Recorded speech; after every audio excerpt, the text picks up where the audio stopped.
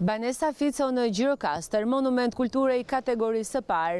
Disa ditë më parë pësoi shembje në një pjesë të konsiderueshme të saj, ku dy dhomat e gjumit u shembën plotësisht duke dëmtuar edhe orendit shtëpiake. Kjo banesë konsiderohet një objekt monument kulture i rëndësishëm për vetë traditën që ka qyteti i Gurt dhe dëmtimi i saj ka sjell edhe një herë në vëmendje rëndësinë e mirëmbajtjes së këtyre objekteve.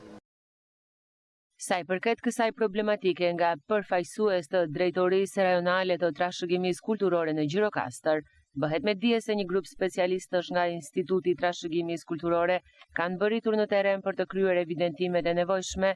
Sipas tyre, po punohet për hartimin e një projekti ndërhyrjeje me qëllim parandalimin e dëmtimeve të mëtejshme dhe ruajtjen e vlerave të kësaj banese.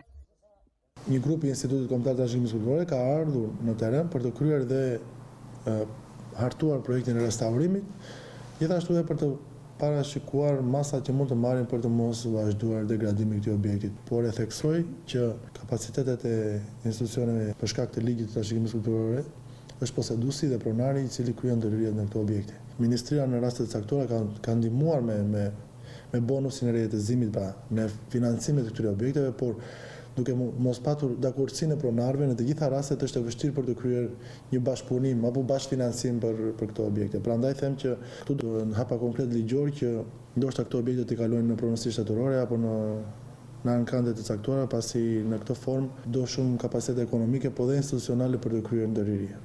Qendra historike në Gjirokastër numëron 390 objekte të shpallura monument kulture, prej të cilave 70 janë monumente të kategorisë së parë me vlera të veçanta historike dhe arkitektonike.